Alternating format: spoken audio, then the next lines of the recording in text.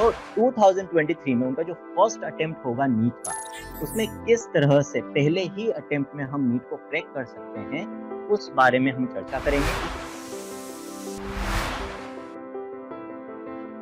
MD करने के बाद आई थिंक मुझे नहीं लगता कि यहाँ पे भी कोई डॉक्टर है, होंगे तो कोई एक आध होंगे जो अभी नीट एस्पिरेंट्स को पढ़ा, और तैयारी के लिए जितना ज़्यादा समय मिले उतनी ही अच्छी तैयारी होती है और वॉर के अंदर जीतने के चांसेस भी उतनी ज़्यादा बढ़ जाते हैं। तो नीट एग्जाम के अंदर 180 क्वेश्चंस आते हैं, इसमें से 90 क्वेश्चंस बायोलॉजी के होते हैं, 45 फिजिक्स के होते हैं और 45 केमिस्ट्री। तो बच्चों, बायोलॉजी 50% वेटेज रखती है नीट। आप अपने दिमाग को जितना खींचोगे ना, जितना ट्रेन करोगे, उसको डेली जिस नेचर में, जिस एनवायरनमेंट में डालोगे, आपका दिमाग बच्चों वैसा ही शेप लेता रहेगा। हमारा जो फोकस रहेगा वो इस चीज पे रहेगा कि इस अभी से 2 साल के बाद जो 10th to 11th पूर्ण स्टूडेंट्स हैं उनको नीट एग्जाम देना है, मतलब ईयर 2023 के अंदर। तो 2023 में उनका जो फर्स्ट अटेम्प्ट होगा नीट का, उसमें किस तरह से पहले ही अटेम्प्ट में हम नीट को क्रैक कर सकते हैं, उस बारे में हम चर्चा करेंगे। उस चीज को इंश्योर करेंगे कि उस चीज को करने के लिए हमें क्या क्या जरूरी है। और ये चीज मैं कॉन्फिडेंटली इसलिए कह सकता हूँ कि मैं ये चीज आपको बता सकता हूँ क्योंकि बैक इन द ईयर 2003 जब मैंने नीट एग्जाम दिया था, जिसको उस समय AIPMT कहते थे, तो मैंने भी फर्स्ट अटेम्प्ट में along with my 12th class उस एग्जाम को क्रैक किया था विद ऑल इंडिया रैंक 196। तो जो भी आज मैं बताने वाला हूँ, ऐसा नहीं कि कुछ भी हवा में आपको बता रहा हूँ, ये सारी चीजें ट्राइड एंड टेस्टेड है। इन सभी चीजों को मैंने फॉलो किया और इनको फॉलो करके मैंने नीट क्रैक किया, MBBS की, इनफैक्ट उसके बाद MD की है, पेन में फेलोशिप की है फ्रॉम जर्मनी। डॉक्टर के प्रोफेशन को तो फॉलो कर ही रहा हूँ, लेकिन साथ ही साथ टीचिंग भी कर रहा हूँ। तो ये वो मेथड्स हैं जो अभी तक फेल नहीं हुए हैं और आगे भी मैं गारंटी दे सकता हूँ कि यदि आप इनको फॉलो करेंगे तो फेल नहीं होंगे। तो जो आज का सेशन है, हमें काफी ध्यान से सुनना है। डिसिप्लिन बहुत जरूरी होता है, पेशेंस बहुत जरूरी होता है। ये दो चीजें हैं जो किसी भी फील्ड में एक्सेल करने के लिए जरूरी है। और जब आप डॉक्टर बनने जा रहे हो फिर तो बहुत ही ज्यादा जरूरी है। आपने देखा होगा सबसे ज्यादा पेशेंस जो होता है वो डॉक्टर्स के अंदर होता है और रिक्वायर्ड भी होता है। तो आज के सेशन में भी सभी से रिक्वेस्ट है, पेशेंस और डिसिप्लिन दोनों बना के रखें। एक और चीज मैं आपको इंसिस्ट करूंगा, साथ में अपना पेपर और पेन लेकर बैठें। जो भी पॉइंट्स मैं बता रहा हूँ उनमें से जो भी आपको चीजें इंपॉर्टेंट लगती है उनको नोट करते हुए चलें। क्योंकि होता क्या है कि अभी मैं आपको बोल रहा हूँ, आप सुनेंगे, आपको 1 या 2 दिन तो याद रहेगा, लेकिन फिर चीजें आप भूल जाएंगे। और फिर जब चीजें भूल जाएंगे तो एक पूरी चेन होती है, चेन में से कोई भी लिंक बीच में से टूट गया तो फिर चीजें मुश्किल हो जाती है और कहीं ना कहीं इसका इम्पैक्ट आपकी तैयारी पर पड़ेगा। तो स्टार्ट करते हैं आज का सेशन। तो सेशन को स्टार्ट करने से पहले अब एक क्वेश्चन, जब प्रोफाइल आपको बताया है सारी चीजें, मैं एक डॉक्टर हूँ, साथ में पढ़ा रहा हूँ, तो सबसे पहले उस क्वेश्चन के बारे में बात करूंगा जो काफी बच्चों के और पेरेंट्स के दिमाग में इस समय आ रहा होगा कि जब मैंने MBBS कर ली है, MD कर ली है, एक वेल सेटल्ड डॉक्टर हूँ, तो फिर टीचिंग क्यों, पढ़ा क्यों ना होगी। यूजुअली ऐसा होता नहीं है। MBBS के बाद तो काफी डॉक्टर्स पढ़ा रहे हैं, लेकिन MD करने के बाद आई थिंक मुझे नहीं लगता कि यहाँ के भी कोई डॉक्टर है, होंगे तो कोई एक आध होंगे जो अभी नीट एस्पिरेंट्स को पढ़ा रहे होंगे। तो इसका जवाब ये है कि भाई बाय प्रोफेशन तो अभी भी मैं डॉक्टर ही हूँ। टीचिंग जो है वो मैं अपना प्रोफेशन नहीं मानता। टीचिंग में मुझे शुरुआत से इंटरेस्ट है, मैं टीचिंग एंजॉय करता हूँ, मुझे पढ़ाने का शौक है। और एक और चीज़, जब मैं पढ़ा करता था, जब मैं नीट की तैयारी कर रहा था, तो बायोलॉजी पढ़ते वक्त हमेशा एक चीज़ मेरे दिमाग में आती थी कि जो टीचर्स मुझे बायोलॉजी पढ़ा रहे हैं और पढ़ा किस लिए रहे थे, मुझे डॉक्टर बनाने के लिए, वो खुद क्यों डॉक्टर नहीं है, या जो डॉक्टर हैं वो क्यों बायोलॉजी नहीं पढ़ा रहे। क्योंकि सबसे अच्छी बायोलॉजी तो कौन पढ़ा सकता है, डॉक्टर ही पढ़ा सकते हैं। तो वहीं से ये चीज़ मेरे दिमाग में थी कि जब मैं डॉक्टर बनूंगा तो जो नीट एस्पिरेंट्स हैं उनको बायोलॉजी जरूर पढ़ाऊंगा, ताकि मेरे एक्सपीरियंस का फायदा उनको मिल सके। तो एक तरह से टीचिंग मेरे लिए पैशन है, मेरे लिए जुनून है, इसीलिए टीचिंग से मैं जुड़ा हुआ हूँ along with my profession of doctor. तो बच्चों स्टार्ट करते हैं। तो आप सब लोग 11th में आए हैं, आज से करीब 2 साल बाद आपको नीट एग्जाम देना है। अब ये जो 2 साल है, इसमें आप किस तरह से अपनी तैयारी को अप्रोच करोगे, ये डिसाइड करेगा कि 2 साल बाद आप मेडिकल कॉलेज के अंदर एंटर होते हो या नहीं होते। तो बच्चों, ये जो मिशन है नीट 2023, इसको आपको वास्तव में एक मिशन की तरह ही लेना है। ये एक जंग है। ये मान लो कि हम एक वॉर की तैयारी करने वाले हैं। ये वॉर, ये जंग कब होगी, आज से 2 साल बाद होगी। तो इसको हमने नाम दे दिया मिशन नीट 2023, जिसमें हमें जीत हासिल करनी है। अब बच्चों किसी भी वॉर पे हम जाते हैं तो उसके लिए क्या जरूरी है? बहुत सारी चीजें, ऐसे थोड़ी कि हाँ कि भाई लड़ाई घोषित हो गई, उठ लिए और चल दिए और लड़ लिए, है ना? ऐसे करेंगे तो फिर तो मरकर ही आएंगे, जिंदा वापस नहीं आएंगे। तो अब यदि हमें जंग लड़नी है तो जंग के लिए क्या क्या चाहिए होता है? आपको पूरी तैयारी करनी पड़ती है, पूरी ट्रेनिंग होनी चाहिए लड़ने की। लड़ने के लिए क्या हाथ पैरों से लड़ लोगे? आपको हथियार भी चाहिए होते हैं, गोला बारूद चाहिए होता है, आपको अच्छे हथियार के गन्स चाहिए होती है, मशीन गन्स चाहिए होती है, तोपें चाहिए होती है, ठीक है? इसके अलावा और क्या चाहिए होता है? जो दुश्मन होता है उसके बारे में भी पता होना चाहिए। यदि मान लो आपने तैयारी पूरी कर ली, आपके पास हथियार भी हैं, लेकिन आपको ये नहीं पता जिससे लड़ना है उसकी कमियां क्या है, उसकी स्ट्रेंथ क्या है, तो भी आपके हारने के चांसेस बढ़ जाएंगे। तो हमें दुश्मन के बारे में, जिससे हमें लड़ना है, जिसके ऊपर हमें जीत हासिल करनी है, उसके बारे में भी हमें अच्छे से पता होना चाहिए। जो जो लड़ते वक्त हमसे गलतियां हो सकती है जंग के दौरान, यदि हम उनको पहले से ठीक कर लें तो भी हमारी जीत के चांसेस बढ़ जाएंगे। तो सेम चीज बच्चों कॉम्पिटिटिव एग्जाम्स को क्लियर करने के लिए, क्रैक करने के लिए चाहिए। मैंने अभी तक जितने भी कॉम्पिटिटिव एग्जाम्स दिए हैं एक बार में क्रैक किए हैं, और इसका एक बहुत बड़ा रीजन है बच्चों, मैं जब भी सेशन लेता हूँ, जब भी बच्चों को एड्रेस करता हूँ, तो एक बात हमेशा बोलता हूँ कि कॉम्पिटिटिव एग्जाम्स और सब्जेक्टिव जो एग्जाम्स होते हैं, जैसे आपके स्कूल के एग्जाम्स होते हैं या बोर्ड एग्जाम्स होते हैं, इनमें बहुत ज़्यादा डिफरेंस है।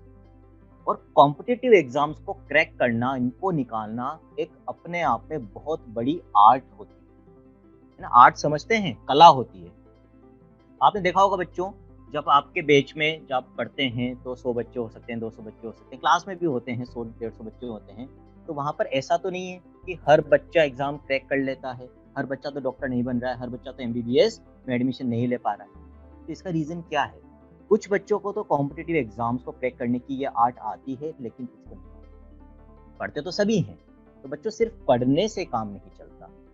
किस तरह से पढ़ना है, किस तरह से हमें तैयारी को अप्रोच करना है, और पढ़ाई के साथ साथ वो कौन से फैक्टर्स हैं जो हमारे सिलेक्शन को अफेक्ट करते हैं, इस बात का ध्यान आपको रखना होता है। जिस दिन आपने ये आर्ट सीख ली, तो फिर बच्चों कोई सा भी कॉम्पिटिटिव एग्जाम हो, अभी तो सिर्फ नीट दे रहे हो बच्चों, ये तो आपके सिर्फ सफर की शुरुआत है। जब आप डॉक्टरी के प्रोफेशन में जा रहे हो तो बच्चों सफर बहुत लंबा है। इस प्रोफेशन में जुनून और पेशेंस, ये दोनों चीजें बहुत ज्यादा जरूरी है, तभी आप लंबे समय तक कर पाओगे। क्यों? क्योंकि सिर्फ एमबीबीएस से थोड़ी करनी है हमें। मान लो आपने अभी नीट क्लियर कर लिया, आप एमबीबीएस में एंटर हो गए, तो बच्चों उसके बाद फिर एमडी भी करनी है आपको, या एमएस करोगे। मेडिसिन वाली ब्रांच में जाना है तो एमडी करते हैं बच्चों, और सर्जन बनना होता है तो एमएस करते हैं, ठीक है? फिजिशियन बनना होता है तो एमडी करते हैं। तो उसके लिए भी एग्जाम होता है। यहाँ तो बच्चों आपके साथ कौन कॉम्पीट कर रहे हैं? 12वीं के बच्चे करेंगे या ड्रॉपर्स करेंगे, है ना? लेकिन जब आप एमएस और एमडी का एंट्रेंस एग्जाम दोगे तो वहां आपके साथ कौन बैठेंगे? सारे के सारे डॉक्टर्स बैठेंगे जिन्होंने एमबीबीएस कर रखा है, जो इस देश के सबसे अच्छे माइंड्स होंगे, क्रीम माइंड्स होंगे, उनके साथ कंपटीशन होता है वहां पर। तो जो एमएस और एमडी का एंट्रेंस एग्जाम है वो तो नीट से भी काफी हार्ड होता है बच्चों। वहां पर 20 सब्जेक्ट आते हैं। अभी तो कितने सब्जेक्ट आएंगे? 3 सब्जेक्ट आएंगे। और एमएस और एमडी के एग्जाम में कितने सब्जेक्ट आएंगे बच्चों? 20 सब्जेक्ट आएंगे। और वो सारे आपको किसके साथ कॉम्पीट करने हैं? डॉक्टर्स के साथ कॉम्पिटिशन करना होता है। सीटें नीट से भी कम होती है। तो बच्चों अभी से एक चीज समझ लो कि ये जो हमारा मिशन है ना, ये आप तभी जीत पाओगे जब आप में जुनून, जब आप में पेशेंस। ठीक, तो पहली सीख, आज के सेशन का जो पहला लेसन है वो यही है। किसी भी काम को यदि हम छेड़ रहे हैं, हम उठा रहे हैं, हम चालू कर रहे हैं, तो फिर अपना 100% उसमें लगा देना है। जुनून के साथ, पूरी ईमानदारी के साथ अपना आपको झोंक देना है, और इस सोच के साथ करना है कि या तो मैं इसको करूंगा इसे, और यदि 1% भी डाउट है तो फिर बच्चों पहले ही छोड़। तो पहले ही दिन से आप में ये सेल्फ कॉन्फिडेंस होना चाहिए, जुनून होना चाहिए कि हाँ, मैं नीट को 2023 के अंदर ही क्रैक करूंगा, पहले अटेम्प्ट में ही करूंगा, नहीं तो करूंगा ही नहीं। ठीक, जिसमें ये कॉन्फिडेंस है वो डेफिनेटली नीट को क्रैक कर लेगा। सबसे बड़ी ताकत बच्चों यही होती है आप। अब स्पेसिफिकली हम बात करेंगे कि इस तैयारी में, इन 2 सालों में आपको बच्चों क्या क्या करना है। तो बच्चों हम वॉर की बात कर लेते हैं। अब जब भी किसी जंग की तैयारी करते हैं बच्चों, तो सबसे पहले तो क्या जरूरी है? ट्रेनिंग जरूरी, तैयारी जरूरी। और तैयारी के लिए जितना ज्यादा समय मिले उतनी ही अच्छी तैयारी होती है, और वॉर के अंदर जीतने के चांसेस भी उतने ही ज्यादा बढ़ जाते हैं। तो बच्चों यहाँ पर सबसे पहला जो टेक अवे लेसन है, उसको नोट कर लेना बच्चों, वो क्या है? Early start. और मैं आप सबको बधाई देना चाहूँगा कि आपने ये डिसीजन था नीट को क्रैक करने का या नीट की तैयारी करने का, ये लेने में ज़्यादा देरी नहीं करी। ठीक है, आप अभी 10th से 11th में मूव कर रहे हैं और यहाँ से आप सीरियस हो गए हैं अपनी तैयारी को लेकर। सीरियस हैं तभी ये सेशन कर रहे हैं। जो सीरियस नहीं है वो अभी सेशन नहीं कर रहे होंगे। ठीक है, उनमें इतना पेशेंस नहीं होगा कि मैं नीट की तैयारी के लिए सर की बात सुनूं। तो जितने भी बच्चे सुन रहे हैं इसका मतलब they are serious for clearing their NEET exam.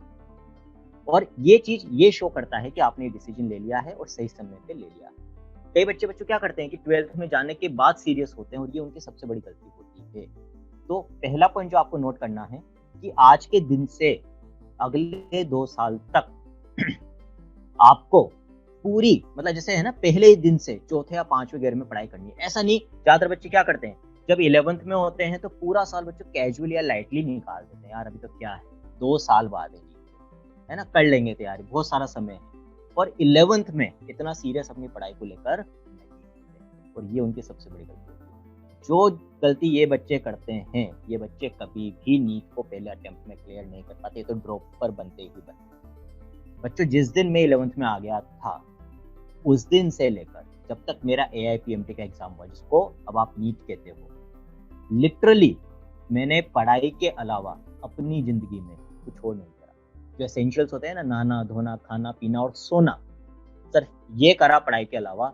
इसके अलावा 2 साल कुछ भी नहीं करा। पहले दिन से मैंने ये डिसाइड कर लिया था कि मेरे को 8 से 10 घंटे पढ़ना है, तो मैं पूरे 2 साल 8 से 10 घंटे पढ़ा हूँ और तभी मैं 196 ऑल इंडिया रैंक के साथ 12th के साथ नीट को पहले अटेम्प्ट में क्रैक कर पाया। और बच्चों 2003 वो समय था जब यूजुअली बच्चे 11वीं और 12वीं के साथ तैयारी नहीं करते थे, कोचिंग्स ही नहीं पढ़ाती थी 11वीं और 12वीं के साथ, सिर्फ उन बच्चों की तैयारी होती थी जो 12th पास कर चुके हैं। उस समय मैंने 12वीं के साथ क्रैक किया था 11th और 12th में तैयारी की। तो उसका सबसे बड़ा रीजन बच्चों यही था कि अर्ली स्टार्ट करी मैंने। जो तैयारी बच्चे 12th में आने के बाद सीरियस होते हैं जिस तैयारी को लेके, या तैयारी लेट चालू करते हैं, मैंने उनकी जगह 11वीं में आते हैं 11th में आते हैं पहले दिन से अपनी तैयारी स्टार्ट कर दी। तो पहला पॉइंट क्या हो गया बच्चों?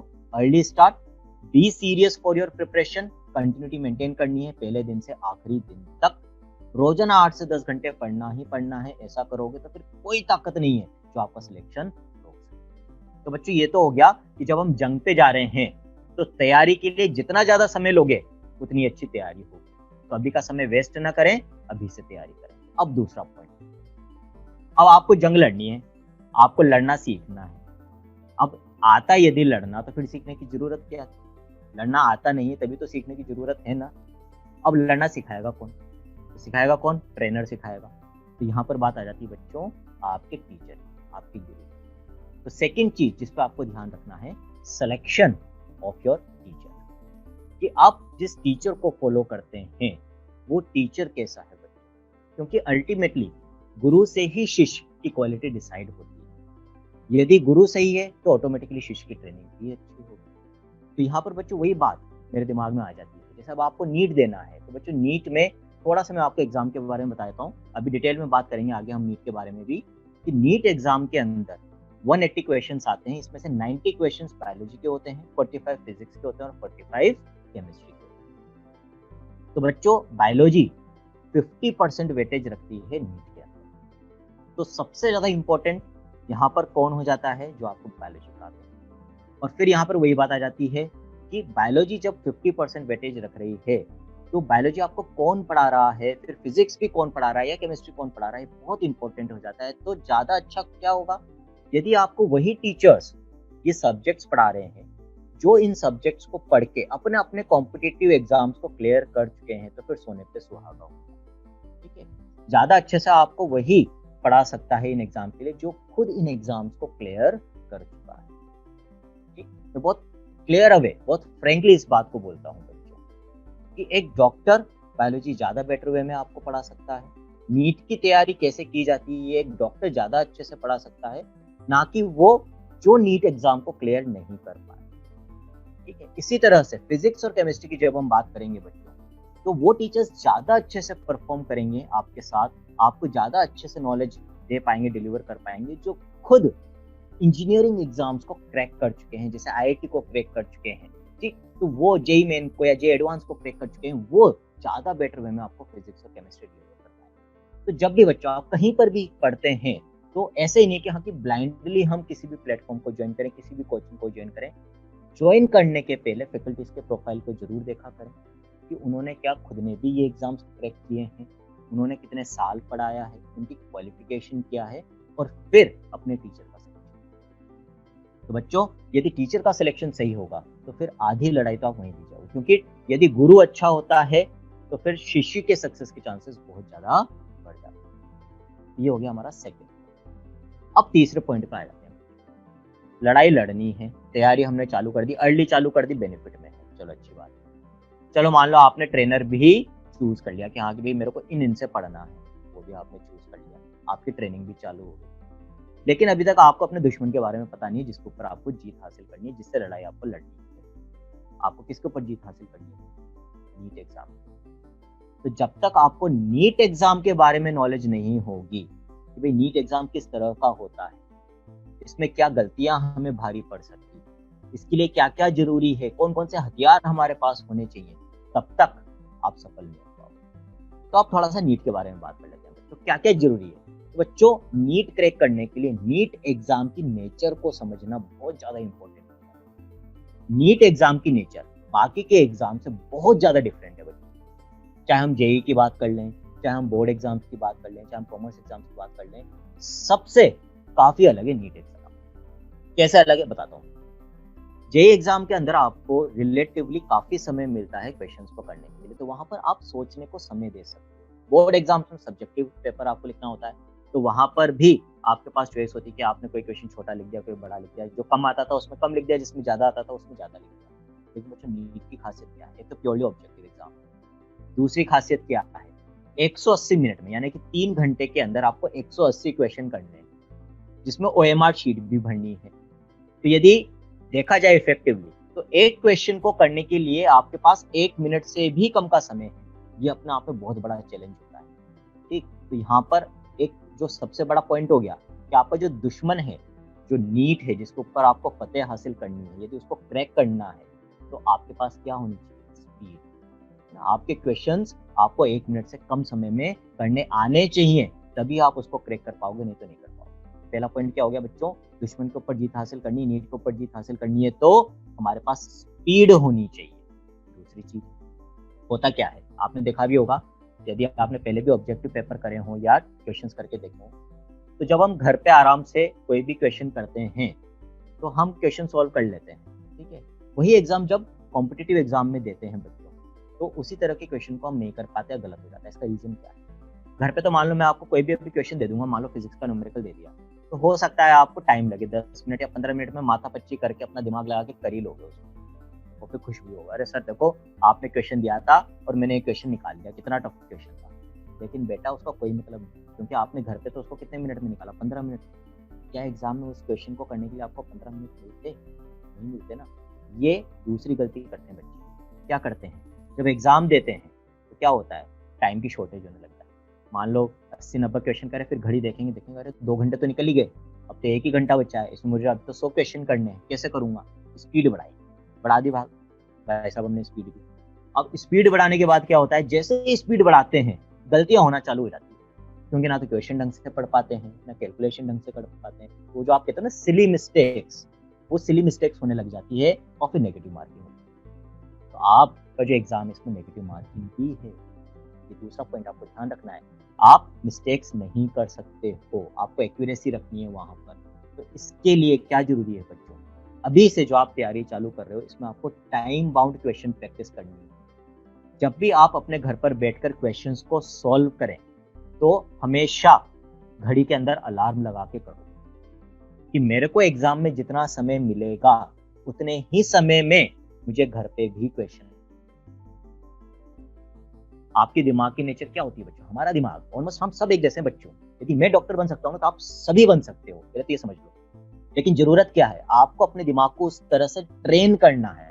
आप अपने दिमाग को जितना खींचोगे ना, जितना ट्रेन करोगे, उसको डेली जिस नेचर में, जिस एनवायरनमेंट में डालोगे, आपका दिमाग बच्चों वैसा ही शेप लेता रहता है, वैसा ही सीखता रहता है। तो आपको रोजाना क्या करना है, मान लो आपको फिजिक्स के 50 क्वेश्चन करने हैं, तो रात भर का अलार्म लगा के रखो कि मेरे को 50 मिनट के अंदर 50 क्वेश्चन निकालने हैं। और बिल्कुल एग्जाम के माहौल में, जैसे हम एग्जाम में क्वेश्चन देते हैं ना कि हाँ कि हम इधर उधर का कुछ नहीं सोचते, पूरे कंसंट्रेशन से सिर्फ एग्जाम पे ध्यान देते हैं, क्वेश्चन पे ध्यान देते हैं, वैसे क्वेश्चन करो।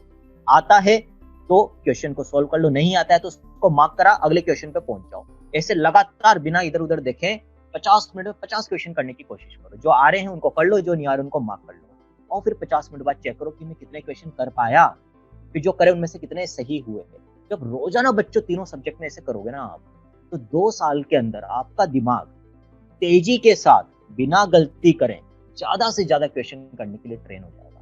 बच्चों, जब मैंने नीट की तैयारी करी थी तो 2 साल मैंने यही काम करा था। जब भी मैं क्वेश्चन करता था घर पे तो टाइम बाउंड करता था, और लास्ट में आते आते ये स्थिति आ गई थी कि मैं 3 घंटे का जो एग्जाम होता था, बच्चों अभी तो आपके 180 क्वेश्चन आते हैं। मैं एक और चीज बता दूं, हमारे समय 200 क्वेश्चन आते थे। समय इतना ही था, 180 मिनट ही था, लेकिन 100 क्वेश्चन बायोलॉजी के आते थे, 50 फिजिक्स के और 50 केमिस्ट्री के। हमें 200 क्वेश्चन करने होते थे और ओएमआर भी भरनी होती थी। फिर भी मैंने कभी अपने किसी टेस्ट में या नीट एग्जाम के अंदर 2 घंटे से ज्यादा पूरे पेपर को सोल्व करने के लिए नहीं लिया।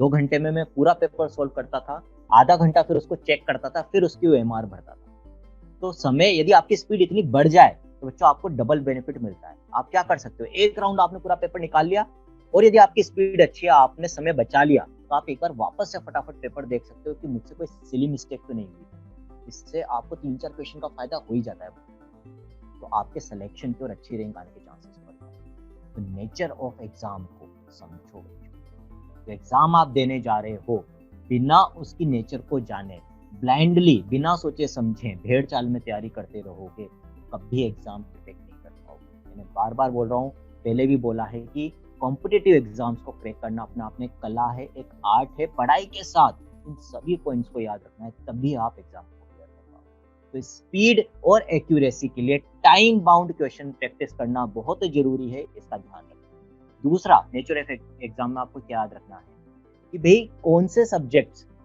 को किस तरह से अप्रोच करना है। तो बायोलॉजी को कैसे, फिजिक्स को कैसे, केमिस्ट्री को कैसे।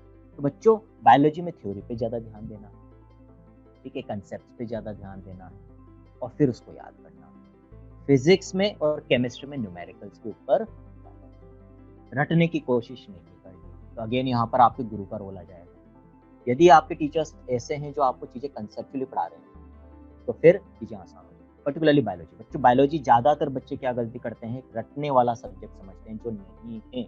जो बच्चे बायोलॉजी को रटने की कोशिश करते हैं, उनको बायोलॉजी ज्यादा दिन तक याद नहीं रहती, तो ये उनकी सबसे बड़ी समस्या भी होती है। ज्यादातर बच्चे मेरे को यही कहते हैं कि सर कल मैंने चैप्टर पढ़ा था, 2 दिन तो मुझे याद रहता है, तीसरे दिन सब भूल जाता हूँ, फिर उसके क्वेश्चन नहीं निकलते। उसका रीजन क्या है? क्योंकि भाई आपने बायोलॉजी के उस चैप्टर को रटा है, समझा नहीं। तो बच्चों, आपको समझते हुए हर सब्जेक्ट को आगे बढ़ाना है, याद करना है, फिर आपको कोई दिक्कत नहीं। तो ये हमने बात कर ली बच्चों कि आपका दुश्मन कैसा है, उसके बारे में आपको नॉलेज होनी चाहिए, नेचर ऑफ एग्जाम के बारे में नॉलेज।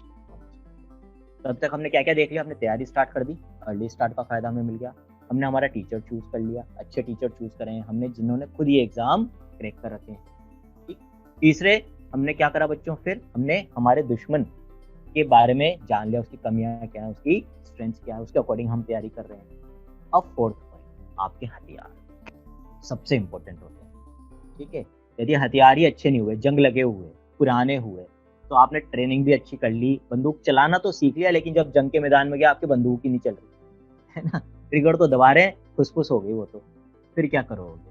ठीक, तो अब बच्चों आपके हथियार क्या है यहाँ पर? आपके हथियार है आपका एकेडमिक कंटेंट, जो आप पढ़ रहे हो, जिन रिसोर्सेज से आप पढ़ रहे हो, जो लेक्चर्स आप सुनते हो, देखते हो, जो किताबें या जो क्वेश्चंस आप कर रहे हो वो कहाँ से कर रहे हो, ये सब आपके हथियार। ये हथियार आपके जितने ज़्यादा अच्छे, जितने ज़्यादा प्रिसाइज, जितने ज़्यादा इफेक्टिव और जितने ज़्यादा अपडेटेड होंगे और इजी टू लर्न होंगे, आपकी सक्सेस के चांसेस उतने ज़्यादा बढ़ जाएंगे। तो बच्चों, एकेडमिक कंटेंट कैसा होना चाहिए? अगेन, जो रटाने पर जोर नहीं है, जो समझाने पर जोर। ठीक है बच्चों, जैसे मैं बहुत सिंपल वे में बताना चाहूँगा कि हम जो चीज़ पढ़ते हैं थ्योरेटिकली, यदि उसकी जगह हम किसी चीज को वीडियो के फॉर्म में देखें, पिक्चर, जैसे आपने देखा भी होगा बच्चों, मूवीज सबको पसंद होती है ना, डीडीएलजे की, अभी मैं आपसे डीडीएलजे 25 साल पहले आई थी। आप में से हो सकता है कि बच्चों ने तब तो देखी नहीं हो, बाद में देखी हो, या आपके रिसेंटली कोई भी अच्छी मूवी की हम बात कर सकते हैं जो आप सबने देखी हो।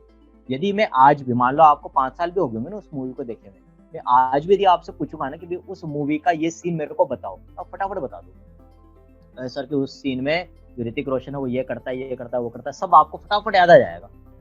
ऐसा क्यों? क्यों? उसके 2 रीजन है। एक तो आपने इंटरेस्ट के साथ देखी थी, तो ये मैंने आपको पहले कह दिया था शुरुआत में, स्टार्ट करने के पहले। तो इंटरेस्ट के साथ पढ़ोगे, जुनून के साथ पढ़ोगे, मन से पढ़ोगे, मन से तैयारी कर रहे हो, बोझ के साथ नहीं कर रहे हो, तो सिलेक्शन के चांसेस बढ़ जाएंगे। तो वही चीज पढ़ाई यदि मन से करोगे तो चीजें ज्यादा याद रहेगी। दूसरी चीज, सिर्फ पढ़ पढ़ के रटने की जगह चीजों को अपनी आंखों के सामने पिक्चर के फॉर्म में देखोगे तो ज्यादा समय तक याद है। हमें जो विजुअलाइज्ड चीजें होती है, एनिमेटेड चीजें होती है, कार्टून के फॉर्म में होती है, पिक्चर के फॉर्म में होती है, बच्चों ज्यादा याद रहती है, पढ़ी हुई चीजें कम याद रहती है। ये चीज अभी आप रिलेट कर रहे हो सिंपल वे में।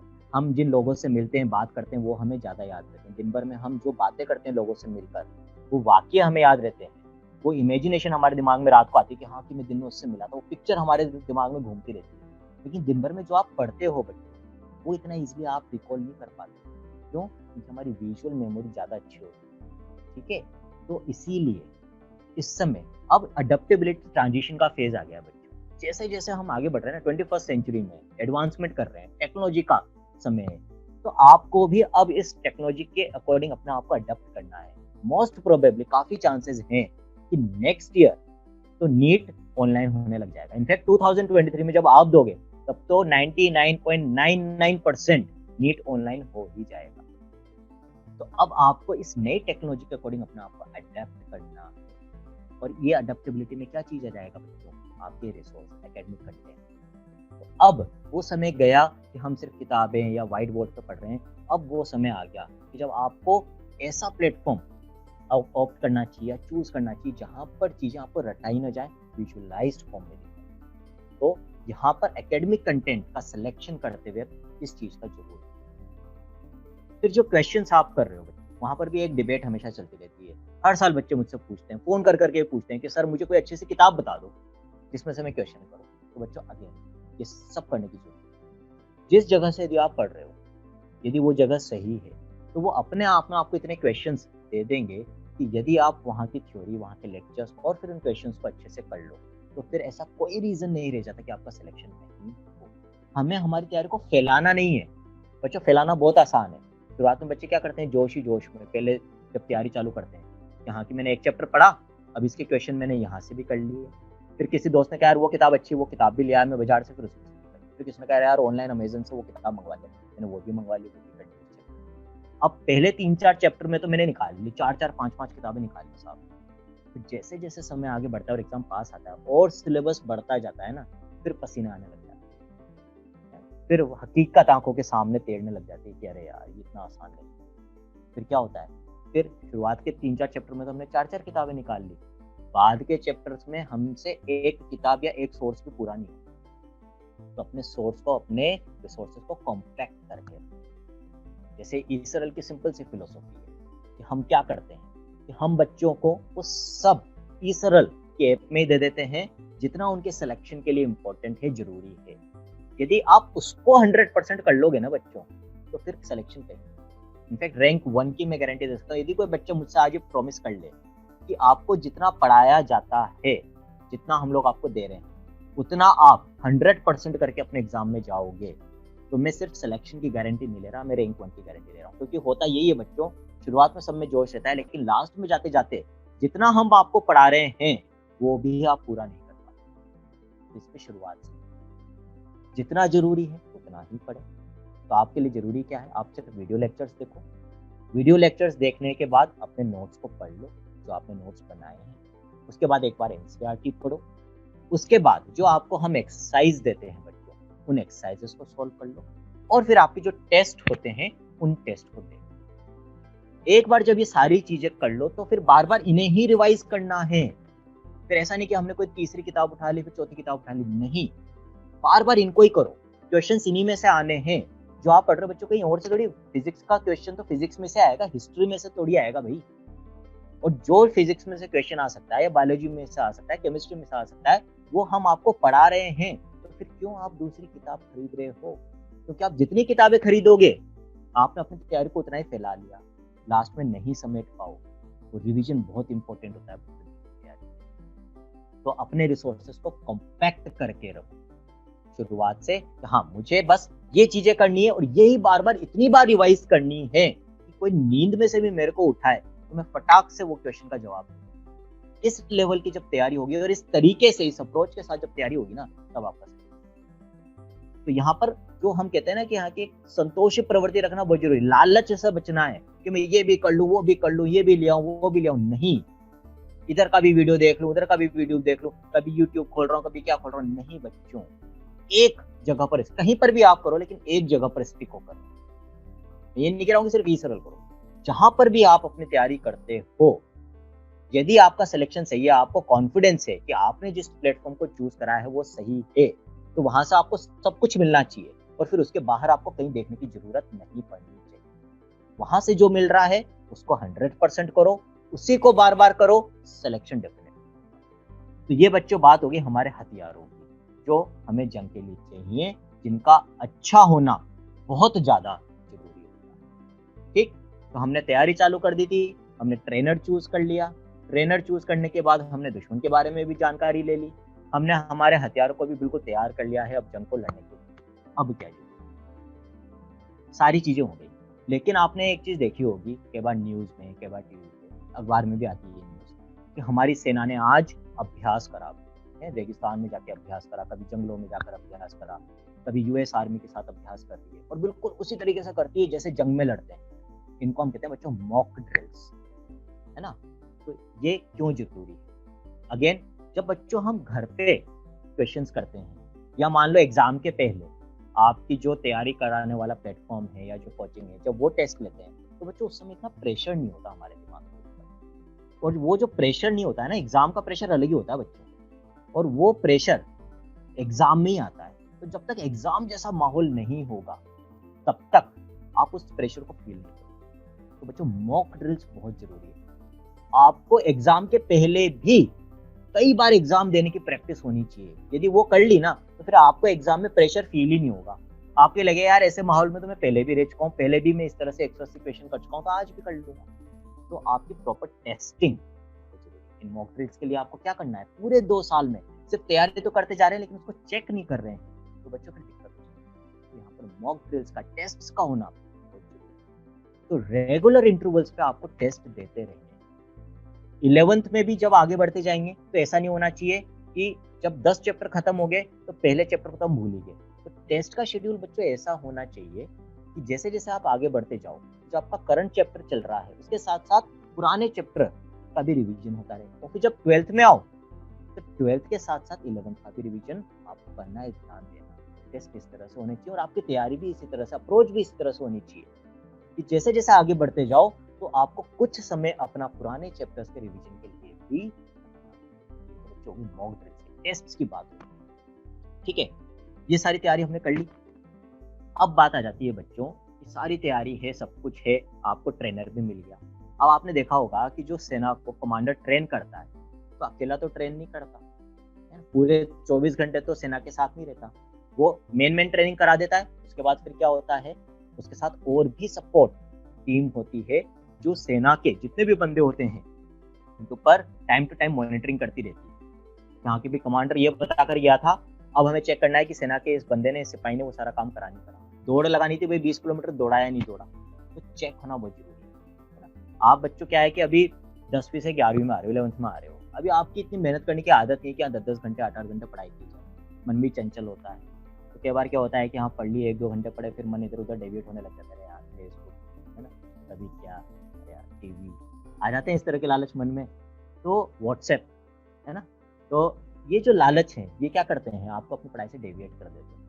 और ये जो पढ़ाई से डेविएशन होता है ना, आपको डुबा ले जाता है। 2 साल बाद ना तो डॉक्टर बनते हो, ना कुछ बन पाते हो, ना इधर के रहते हो ना उधर के रहते हो, बीएससी करते हो। तो क्या जरूरी है, इन पूरे 2 साल में आपके ऊपर एक डंडा रहना जरूरी है। कोई ऐसा होना चाहिए जो आपको टाइम टू टाइम चेक करता रहे। अब आप कहोगे सर पेरेंट्स होते हैं, तो ये तो कहना ही मत, क्योंकि पेरेंट्स को तो हम बहुत इजीली बेवकूफ़ बना देते हैं। दुनिया में सबसे इजीली बेवकूफ़ी हम किसको बनाते हैं, हमारे पेरेंट्स को। और वो बेवकूफ़ बन भी जाते हैं। क्यों बन जाते हैं? क्योंकि वो आपसे प्यार करता है, नन्हा सा छोटा-सा बच्चा है, नन्ही सी जान है ना? आप इमोशनल कर देते हो। ब्लैकमेलिंग चलती है पेरेंट्स की, पापा सुबह से पढ़ रहा हूँ, है ना? सर दर्द हो रहा है, थक गया, कितना लोड है मेरे ऊपर। तो ये डंडा पेरेंट्स का तो नहीं चलेगा, तो आपके ऊपर अलग से एक डंडा होना चाहिए। यहाँ पर बच्चों आ जाता है मेंटरशिप, है ना? यदि जंग जीतनी है, तो तैयारी के दौरान आपके ऊपर कोई ना कोई एक ऐसा मेंटर होना चाहिए, जो लगातार आपकी तैयारी के ऊपर नज़र रख सके। जहाँ ढीले पड़ रहे हो, वहीं पर ही आपको टोक दे कि भैया तेरे को आज 8 घंटे पढ़ना था, तू 6 घंटे पढ़ा है। भैया तेरे को कल ये होमवर्क मिला था, तूने आज नहीं करा ये, ठीक है? तेरे को ये याद करना था, तूने आज ये याद नहीं करा। और बच्चों, मैं खुद पहले जैसे रेजोनेंस में एचओडी रह चुका हूँ और भी कई प्लेटफॉर्म्स के थ्रू बच्चों को डील कर चुका हूँ। लेकिन ईमानदारी से बोलूँ तो बच्चों, ई-सरल एक ऐसा मैंने पहला प्लेटफॉर्म देखा है जिसने एक-एक बच्चे के ऊपर एक मेंटर को बिठा रखा है।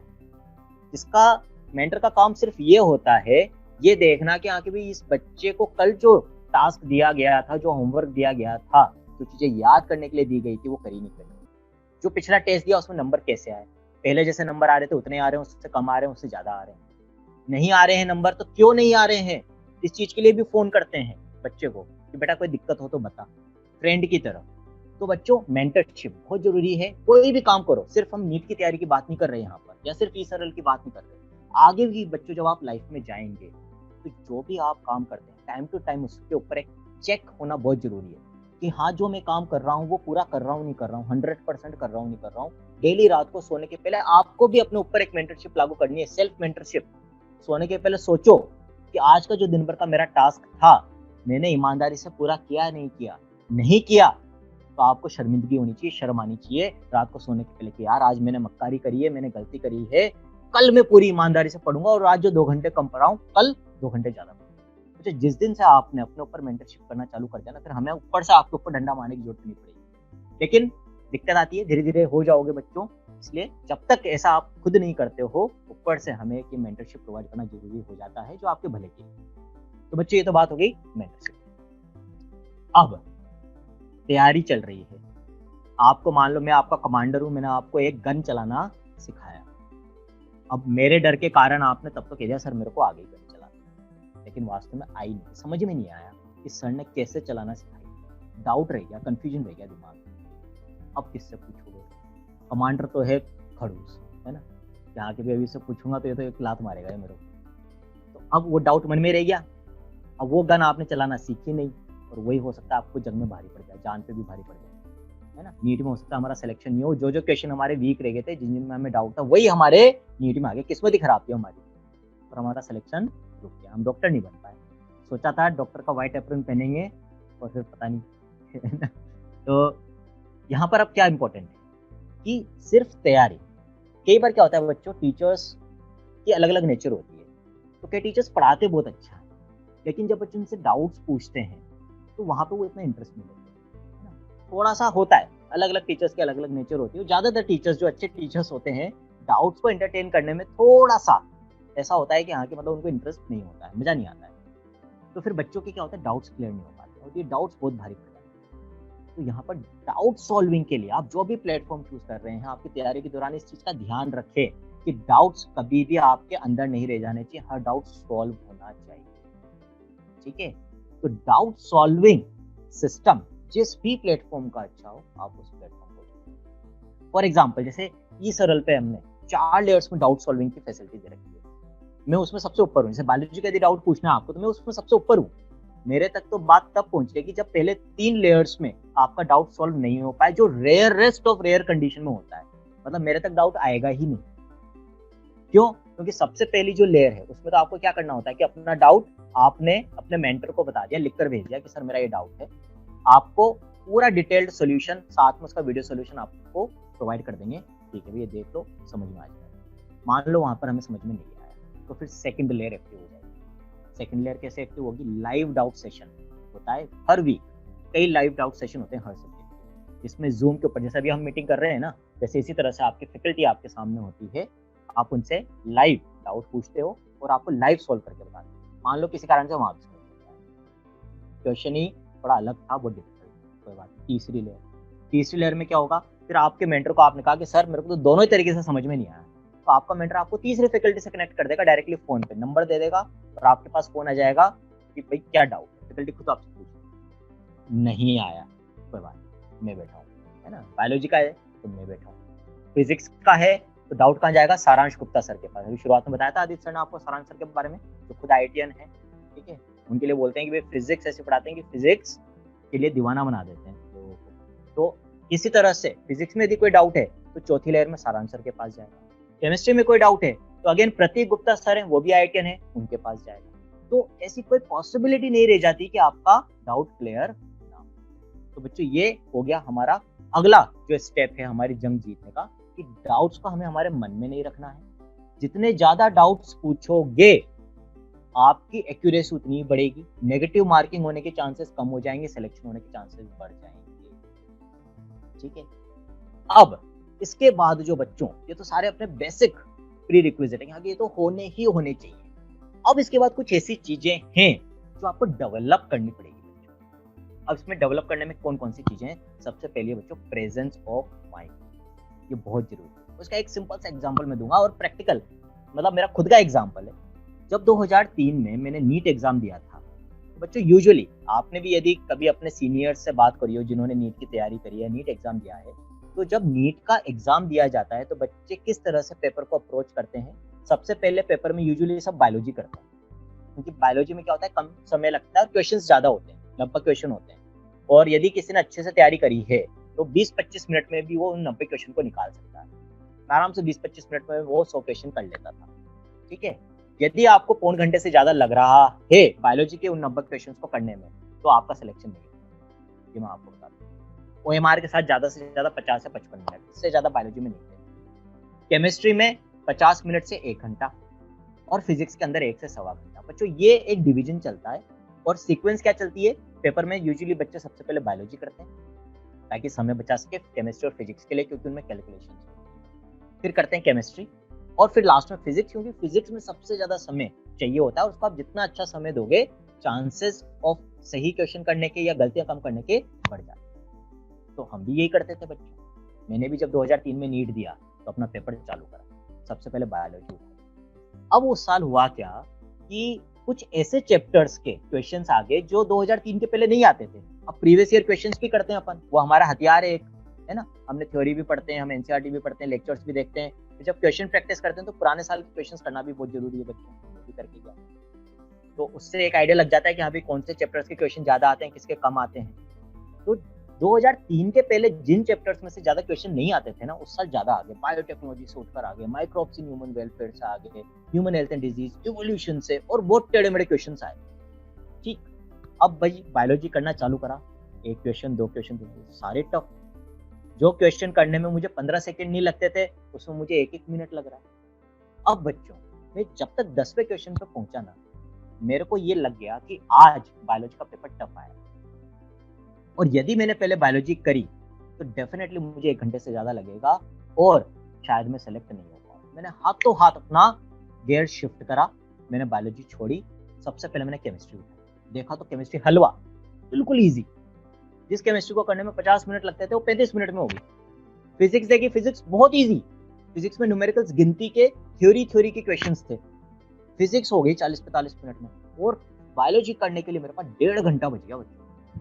अब बायोलॉजी का पेपर टफ था, लेकिन अब प्रेशर बिल्कुल हट चुका था माइंड से कि मैं फिजिक्स के 45 क्वेश्चन बहुत अच्छे से कर चुका हूँ। मेरे 45 के 45 क्वेश्चन ठीक थे फिजिक्स के, मुझे कॉन्फिडेंस था।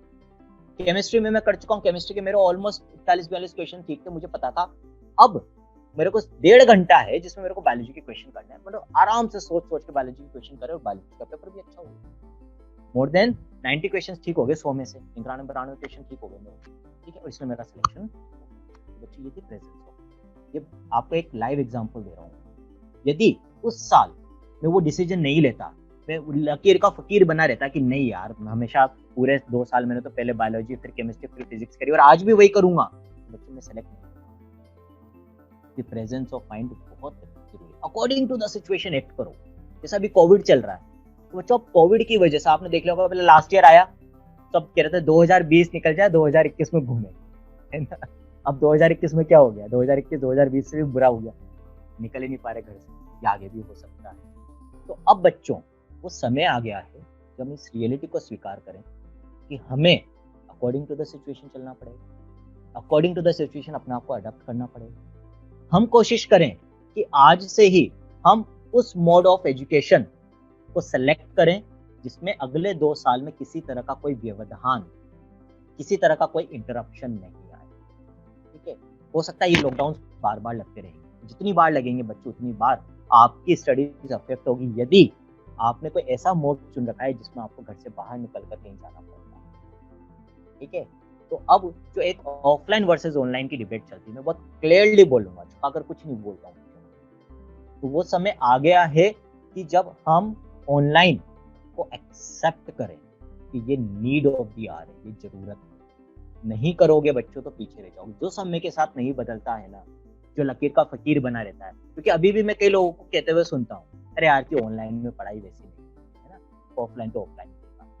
तो बच्चों जो इस चीज के साथ भेड़ चाल करते रहेंगे, नहीं यार मैं तो ऑफलाइन ही करूंगा, तो डेफिनेटली नुकसान है।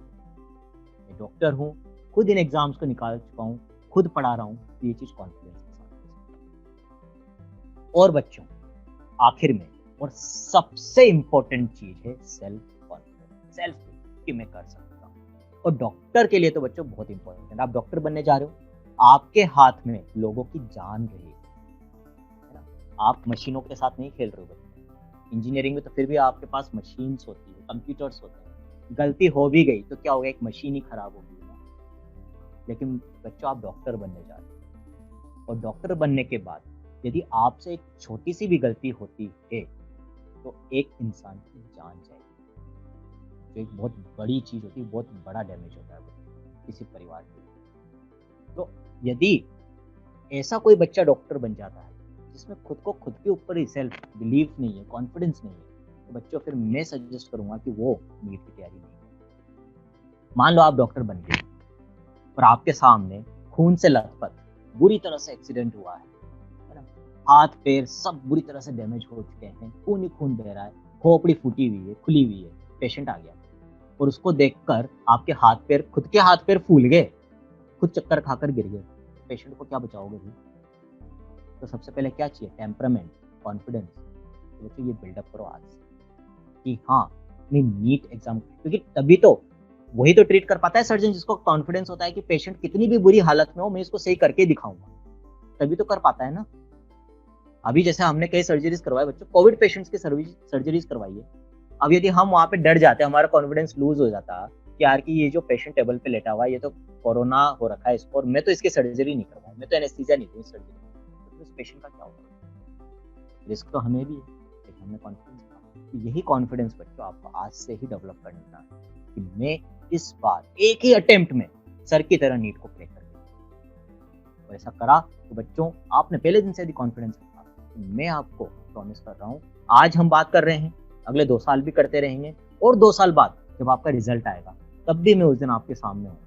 और जिन जिन बच्चों ने मेरी बातें आज मानी होगी, मैं डेफिनेटली और गारंटी के साथ कह सकता हूँ कि आज से 2 साल बाद वो ये कहेंगे कि सर मिठाई खाओ, मेरा सिलेक्शन, मैं आपकी तरह डॉक्टर बनने वाला हूँ। तो बच्चों मैं आपको सारी चीजें बता दी है जो मैंने खुद ने फॉलो करी, जिनको फॉलो करके मैंने खुद ने पहले अटेम्प्ट में आज से करीब 18 साल पहले नीट को, जिसको उस समय AIPMT कहते थे, 196 ऑल इंडिया रैंक के साथ किया। और यदि इन चीजों को, अच्छा ऐसा कोई मुश्किल चीजें नहीं बताई, बहुत सिंपल चीजें बताई।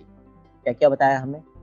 पहले दिन से पूरी सीरियसनेस के साथ तैयारी करनी। एक बार वापस से रिपीट कर रहा हूँ, किसी का कोई पॉइंट मिस हो गया हो तो नोट डाउन कर ले। तो सबसे पहली चीज हमें क्या याद रखनी है बच्चों की, पहले ही दिन से हमारी तैयारी में पूरी सीरियसनेस होनी चाहिए, 5th गियर पे होनी चाहिए तैयारी। और आज से लेकर आखिरी दिन, जब तक हमारा नीट का एग्जाम नहीं हो जाए, हमें रोजाना 10 घंटे पढ़ना है तो पढ़ना है। पहली चीज। दूसरी चीज, सिलेक्शन ऑफ योर टीचर। कोशिश करें जो टीचर खुद इन एग्जाम्स को क्लियर कर चुके हैं आप उनको ऑप्ट करें, ना कि उनको जो खुद इन एग्जाम्स को क्लियर नहीं कर पाए लेकिन आपको गारंटी देते हैं कि हम इन एग्जाम्स को आपको क्लियर करवाएंगे। ठीक। तीसरी चीज, आपकी ट्रेनिंग में जो ट्रेनर है उसके साथ साथ जो आपके हथियार होते हैं और आपके दुश्मन की जो नेचर होती है, दोनों आपको पता होने चाहिए। तो तीसरी चीज, nature of your exam. NEET exam में मैंने आपको बता दिया बच्चों कि ऑब्जेक्टिव एग्जाम है, समय कम होता है, एक्यूरेसी ज़्यादा अच्छी होती है क्योंकि नेगेटिव मार्किंग होती है, प्लस कट ऑफ भी बहुत ज़्यादा है बच्चों, इसीलिए भी नंबर ऑफ क्वेश्चंस बहुत ज़्यादा करने जरूरी हो जाते हैं। कट ऑफ आपको ध्यान होगा, यदि आप एग्जाम देने जा रहे हो नीट का तो बच्चों 720 नंबर का एग्जाम होता है, 180 क्वेश्चन होते हैं, 4 नंबर का हर क्वेश्चन होता है।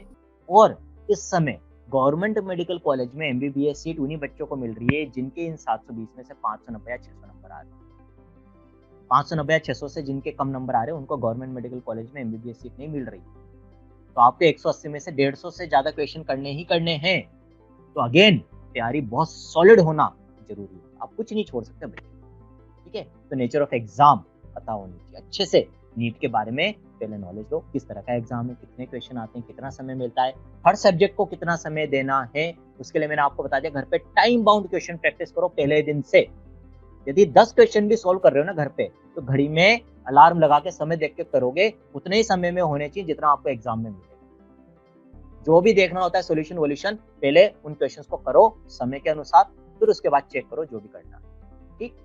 चौथा, हथियार, आपका एकेडमिक कंटेंट रटने पे कम ध्यान दें, समझने पे ज्यादा ध्यान दें।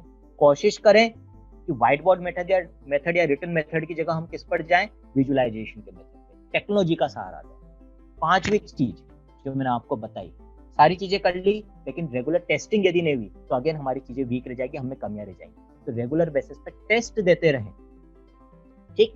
फिर छठी चीज मैंने आपको क्या बताई कि आपके ऊपर कोई ना कोई एक चेक होना चाहिए। अब चाहो तो आप पेरेंट्स को बोलो कि आप तो मेरे से डेली पूछा करो कि मैंने कितना पढ़ाई करी, कितना होमवर्क करा, नहीं तो हम आपको मेंटर अलॉट करते ही हैं जो आपको डेली लेवल पे मॉनिटर करेंगे कि आपने कितना करा है, क्या करा, आपकी तैयारी कैसी चल रही है, नहीं चल रही है अच्छी तो उसका क्या कारण है, उसको रिजॉल्व किया जाएगा। सातवीं चीज बच्चों, डाउट्स को मन में नहीं रखना। तो जहां पर भी आप पढ़ रहे हो शुरुआत में ही पूछ लो कि भाई हमारे डाउट्स सॉल्व करोगे या नहीं करोगे, पढ़ाने से सिर्फ काम नहीं चलेगा, ठीक है। तो जब तक एक एफिशिएंट डाउट सॉल्विंग सिस्टम नहीं हो आपके पास तब तक चीजें मुश्किल है। फिर नेक्स्ट मैंने आपको क्या बताया बच्चों, प्रेजेंस ऑफ माइंड रखनी, लकीर के फकीर होकर मत चलो कि मेरे दोस्त ने ऐसा कहा था तो मुझे तो ऐसा ही करना है, अपना दिमाग भी चलाओ, दिखावे पर मत जाओ। और लास्टली सेल्फ, सबसे इंपॉर्टेंट, खुद के ऊपर बिलीफ रखो, मैं ये कर सकता हूं और मैं ये करूंगा, और जब तक नहीं करूंगा तब तक आराम नहीं करूंगा, लड़ता रहूंगा, ठीक है बच्चों। तो ये तो हो गया मेरी तरफ से।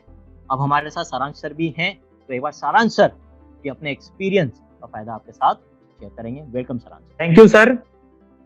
बच्चों, तो डॉक्टर अंशुमन सर ने आपको जो चीजें बताई ना एकदम जबरदस्त, एकदम एक ट्रू डॉक्टर ही जो है आपको ये सारी चीजें बता सकते हैं। और जो सर ने चीजें बताई, मतलब मैं खुद एकदम सर ऐसी फीलिंग आई कि यार let's start the NEET preparation, और यार एक डॉक्टर भी बन के दिखाएं। आप जैसे मेंटर मिलेंगे तो डेफिनेटली सर क्रैक कर लेंगे। बच्चों, एक चीज मैं और शेयर करना चाहता हूँ सर की, आज 3 दिन से इनफैक्ट इतनी तबीयत खराब है। सर डॉक्टर भी हैं और पढ़ाते भी हैं। सर दिन में कम से कम 14 से 15 घंटे काम करते हैं, मैंने खुद ने देखा है। सर्जरी चलती हैं, लेक्चर्स बनाते हैं, बच्चों से इंटरेक्ट करते हैं। तो 3 दिन से सर की तबीयत खराब होने के बावजूद भी आज भी सर को फीवर था। आपको पता भी नहीं पड़ा होगा कि सर की तबीयत खराब हो रही है। ये होता है यार जोश और जुनून। ये इसराइल के हर एक टीचर की खास बात, मैं प्राउडली कह सकता हूँ कि यार बच्चों की जब बात आती है ना, मतलब आज सर के पास ऑप्शन था आज की, ठीक है यार सेमिनार लो के लिए लूं क्योंकि सर सुबह से आज रेस्ट पर हैं, लेकिन उसके बाद भी सर ने इतनी एनर्जी के साथ लिया, आपको तो पता भी नहीं पड़ा होगा कि यार बीमार है सर। पर सर मजा आ गया। जो इनपुट बच्चों को 10th के बाद में मिलना चाहिए, जो राइट गाइडेंस मिलनी चाहिए, आज वो बच्चों को मिली। प्रॉपर डाउट सॉल्व, मेंटरशिप होनी चाहिए। और जितना बच्चों, एक चीज और मैं आपको बताता हूँ, फिजिक्स की फैकल्टी के होने के कारण कि जनरली बच्चों का यह रहता है कि फिजिक्स कमजोर रह जाता है नीट वाले स्टूडेंट्स का। कि सर भी इस बात से एग्री करेंगे, इस बच्चों को सबसे ज्यादा डर लगता है वो फिजिक्स से लगता है। तो फिजिक्स से डर क्यों लगता है? क्योंकि बच्चों ऐसा बताया जाता है यार फिजिक्स को भी याद करके क्वेश्चंस कर लो, नहीं। पर शुरुआत से ही बच्चों, कोई भी बच्चा फिजिक्स को याद नहीं करेगा, केमिस्ट्री को भी याद नहीं करेगा, बायोलॉजी को भी याद नहीं करेगा। अरे सर बायोलॉजी को याद नहीं करेंगे तो कैसा होगा? आप अंशुमन सर, खुशिका मैम के वीडियो लेक्चर देखना, आपको पता पड़ेगा कि मिनिमम याद करने के साथ बायोलॉजी भी कैसे विजुलाइज हो सकती है, केमिस्ट्री कैसे विजुलाइज हो सकती है, फिजिक्स कैसे विजुलाइज हो सकती है। तो यार शुरू से सारी चीजों को विजुलाइज करते हुए चलना, ऐसा कैसे हुआ, क्या फॉर्मूला लग रहा है, चीजों को समझते हुए चलेंगे तो डेफिनेटली हम फोड़ देंगे। मोस्टली बातें सर ने आपको बता ही दी हैं, एंड वी प्राउडली से कि इस कोविड के टाइम पर जो इंडिया का बेस्ट ऑनलाइन प्लेटफॉर्म है वो आपको सारी फैकल्टी, जैसे सर ने बताया, सर खुद डॉक्टर हैं, मैं आईआईटी से हूँ, प्रतीक सर भी आईआईटी से हैं, बायोलॉजी की एक और फैकल्टी हैं डॉक्टर पुष्टिका मैम, वो भी डॉक्टर हैं, पूरे मेंटर्स आपको मिलेंगे, डाउट सॉल्विंग होगी। और जिन्होंने भी अभी तक ईसरा लैब डाउनलोड नहीं करी, वैसे सबने कर लिया, उसमें आप बायोलॉजी के लेक्चर्स देखना, फिजिक्स केमिस्ट्री के लेक्चर्स देखना, आपको पढ़ाई से मोहब्बत नहीं हो जाए ना तो देख लेना, ये हमारी गारंटी है, आप पढ़ाई के साथ मोहब्बत कर बैठोगे और डॉक्टर बन के दिखाओगे। तो खूब मेहनत करनी है, जम के लपक के मेहनत करनी है। अब एक भी दिन वेस्ट नहीं करना है, क्योंकि देखो नीट 2023 शिफ्ट नहीं हो रहा है, हमारे 10th बोर्ड कैंसिल हो गए, ठीक है, हम ऑलरेडी अब अप्रैल एंड में आ चुके हैं, तो हम एक महीना जनरली जो लोग स्टार्ट कर देते थे अप्रैल बिगनिंग में, हम वो अप्रैल एंड में आ चुके हैं। तो अब बच्चों अब टाइम वेस्ट नहीं करना है, एग्जैक्टली 2 साल बचे हैं, मई के फर्स्ट वीक में आपका एग्जाम हो जाएगा, तो एग्जैक्टली 2 साल बचे हैं। मैंने जो बातें बताई बिल्कुल अक्षरशः फॉलो करते जाओ। और सर की देखो ऑल इंडिया रैंक 196 आई थी, राजस्थान में 46 आई थी यार। तो जब ऐसे व्यक्ति से आपको गाइडेंस का मौका मिल रहा है ना, तो उसे चूकना नहीं यार, ये बहुत सौभाग्य की बात है बच्चों। मैं पूरा सेशन आराम से बैठ के सुन रहा था यार, सर ने जो कमांडर्स वाली बात बताई ना बिल्कुल सही है, आपको जो हथियार चाहिए ना वो इकट्ठे करते जाओ। देखो यार, सर ने अपने टाइम पर बायोलॉजी में जो हाईएस्ट एग्जाम होता है नीट का, जिसके लिए आप करने वाले हो, 196 पड़ी है, मैंने यार अपने एग्जाम में आईआईटी में 41 रैंक निकाली है। तो यार आपके साथ में वो लोग जुड़े हुए हैं जिन्होंने अपने अपने समय पर अपने एग्जाम छोड़े हैं। केमिस्ट्री के जो आपके टीचर प्रतीक सर, वो खुद आईआईटी बॉम्बे से हैं। तो यार जो एक पूरा टेम्परामेंट चाहिए होता है ना 2 साल का, अब जैसे क्या होता है ना, पढ़ाई के साथ साथ ऐसी स्ट्रेटेजीज भी चाहिए। अब हमें नोटबुक कितनी बनानी है, कैसे बनानी है, आपके पास में लगभग 60-70 नोटबुक्स इकट्ठी हो जाएगी, सही कह रहे हैं ना, 60-70 नोटबुक्स आपके पास में इकट्ठी हो जाएंगी। अब उनको कैसे मैनेज करना है, कैसे मार्किंग करनी है, कब टेस्ट देना है, 3 महीने के बाद कैसे रिवीजन करना है, ये सारी चीजें भी आपको समय समय पर पता पड़ती रहनी चाहिए। तब आप जो है जो टॉप 500 टॉप 100 में एम जो कर रहे हो ना आप, वो बिल्कुल बच्चों आप फोड़ दोगे। तो मैं इसी के साथ में बच्चों सभी को एक तो थैंक यू बोलना चाहता हूँ कि आपने ये सेमिनार सुना। सभी पेरेंट्स जो आए हैं उनको हमारा नमस्ते। पेरेंट्स की भी बच्चों के साथ साथ में पूरी 2 साल की तैयारी चालू होने वाली है। बच्चों जब आप डॉक्टर बनोगे ना, तो आपके पेरेंट्स भी आपके साथ में डॉक्टर बनेंगे, क्योंकि वो भी उतनी ही तपस्या करेंगे आपके साथ 2 साल जितनी आप करने वाले हो, believe me, and they are going to be your best best best friends. Mentors तो रहेंगे ही सही, पर आपके पेरेंट्स आपके साथ में पूरी प्रिपरेशन साथ में करेंगे, और उनका जो वही हमें संभाल रहे हैं, तो वही हमारा पूरा ध्यान रखते हैं। तो यार मैं एक रिक्वेस्ट जो सारे बच्चों से करता हूँ, जो पेरेंट्स हैं उनका हमें पूरा आदर करना है हमेशा, और वो जो बात बोलते हैं ना, देखो वो हमारे भले के लिए ही बोलते हैं हमेशा। आपको कभी कोई पड़ोसी डांटने आता है क्या रोज रोज कि यार तू पढ़ाई कर ले पढ़ाई कर ले पढ़ाई कर ले? आपको 2 या 3 लोग ही डांटेंगे जो आपका भला चाहते हैं। एक तो आपके पेरेंट्स, आपके टीचर्स और आपके मेंटर्स। ये 3 लोग ही आपके पीछे पड़े रहेंगे, क्योंकि चाहते हैं आप कुछ करके दिखाओ, कुछ बन के दिखाओ। ठीक है, तो ईसरल की तरफ से, पूरी टीम की तरफ से सारे बच्चों को हम बेस्ट विशेष देते हैं। तोड़ना है, मचाना है। हमने बच्चों, जो बच्चे अब जल्दी स्टार्ट करना चाहते हैं उनके लिए ब्रह्मोस कोर्स लॉन्च करा है। आप वो एक अर्ली स्टार्ट बैच है, एक बैच हमारा ऑलरेडी स्टार्ट हो चुका है, ये सेकंड बैच का हम अनाउंसमेंट कर रहे हैं। तो सेकंड बैच में जो ब्रह्मोस का स्टार्ट होने वाला है, आपको जो भी इंफॉर्मेशन चाहिए, नंबर शेयर्ड है, वो वहां से आपको इंफॉर्मेशन पूरी मिल जाएगी बच्चों। ठीक है, तो उस पर doubt solving, mentorship, best video lectures, everything जो आपको डॉक्टर बनने के लिए, और वो भी टॉप रैंक के साथ चाहिए ना, वो सब मिलेगा। और साथ में आपकी मेहनत और लगन, ये दोनों कंपोनेंट्स मिल जाएं, प्रॉपर गाइडेंस, प्रॉपर सिस्टम के साथ में, तो आप फोड़ दोगे बच्चों एकदम। ठीक है, तो चलिए, all the best, best wishes, and thank you so much for being with us. Thank you guys.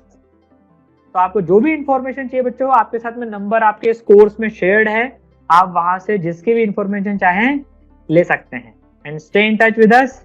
All the best. Good evening sir. Good evening बेटा। सर जैसे आपने कहा कि नीट 2023 ऑनलाइन होगा, ऑनलाइन कैसे हो सकता है?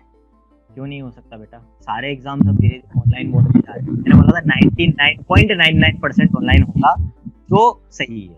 पूरे पूरे चांसेस है बच्चों। इस बार भी यदि आपने न्यूज में ध्यान दिया हो तो इस बार डिमांड थी कि इस बार के नीट को भी, जो अभी 1 अगस्त को होने वाला है, ऑनलाइन कराया जाए।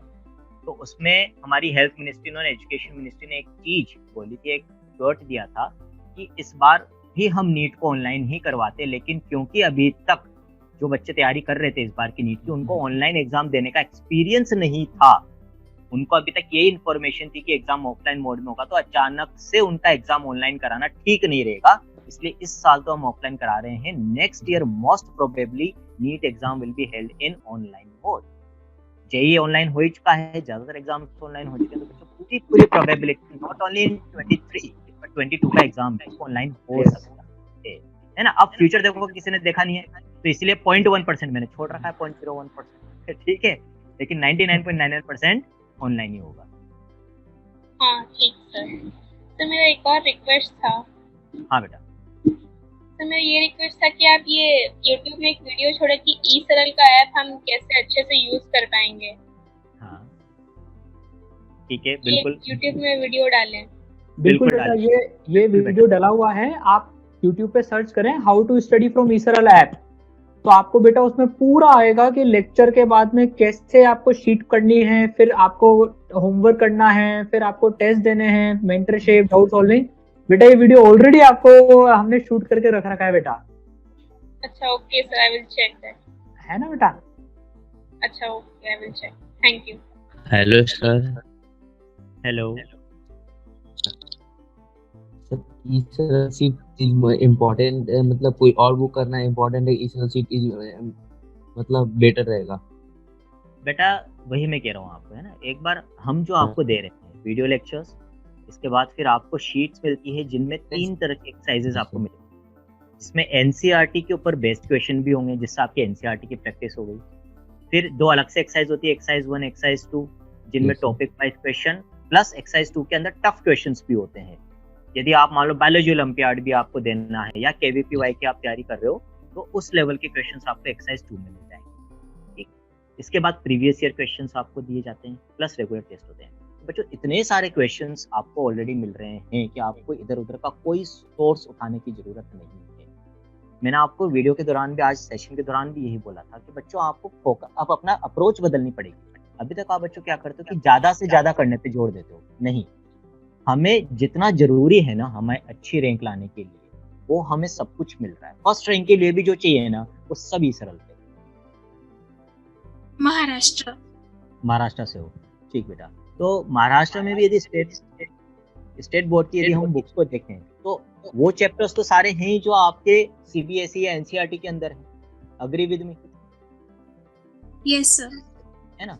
तो आप महाराष्ट्र, आप जब नीट की तैयारी करोगे सीबीएसई के हिसाब से या एनसीईआरटी के हिसाब से, तो आपकी महाराष्ट्र बोर्ड की तैयारी हो रही है या नहीं हो रही?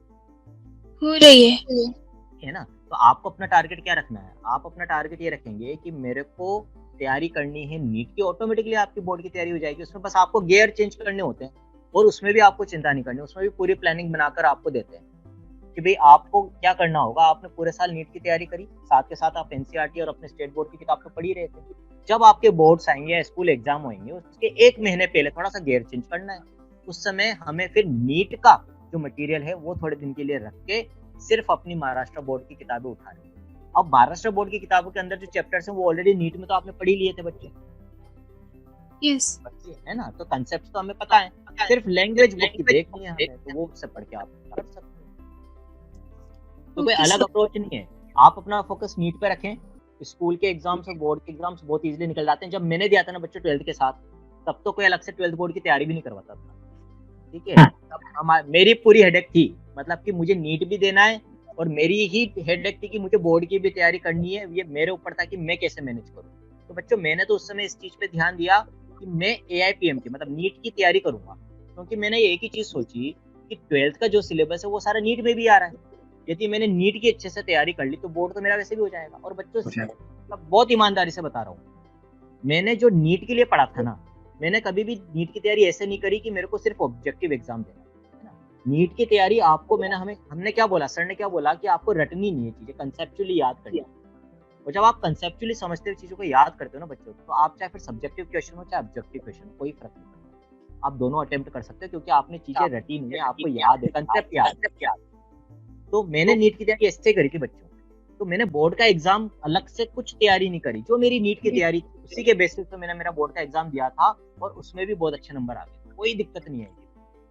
तो आप तो नीट को टारगेट रखो, बोर्ड एग्जाम्स ऑटोमेटिकली अच्छे हो जाएंगे। Okay sir, thanks. और बेटा इसमें ना भूमिका अपन क्या करते हैं, जो सर ने पूरा एकदम अच्छे से एकदम सही चीज बताई है, आप नीट के लिए तैयारी कर लोगे आपकी बोर्ड की ऑटोमेटिकली हो जाएगी। और तो देखो आपको बोर्ड की टेंशन वैसे लेने की भी जरूरत नहीं है, क्योंकि इसरल में अपन क्या करते हैं, बोर्ड के हिसाब से भी आपको मटेरियल प्रोवाइड करते हैं, जिससे कि आप उसकी इंपॉर्टेंट क्वेश्चन देख लो, तो आपको कंटेंट तो ऑलरेडी आता है, बस अब जो आपको सब्जेक्टिव लिखना सीखना है वो इंपॉर्टेंट क्वेश्चंस और पेपर्स के माध्यम से आप 1 महीने पहले सीख लो और आप फोड़ दोगे। मतलब मैं आपको जैसे बताता हूँ, इसरल के जो बच्चे भी जिनको बहुत अच्छा रिजल्ट आया, जिनके नीट में बहुत अच्छी रैंक है, उनके बोर्ड में भी बहुत अच्छे मार्क्स थे, बता रहा हूँ, क्योंकि उनको सब्जेक्ट तो ऑलरेडी आता था, बस उन्होंने लिखना सीख लिया कि यार बोर्ड में 5 नंबर के क्वेश्चन के लिए कितना लिखना है, 3 नंबर के लिए कितना लिखना है, 1 नंबर के लिए कितना लिखना है। हाँ, आपको थोड़ी सी ज्यादा मेहनत करनी पड़ेगी क्योंकि आपने क्लास 10th में नहीं लिखा है एक्चुअल बोर्ड में, पर वो हो जाती है ना बेटा। Okay sir.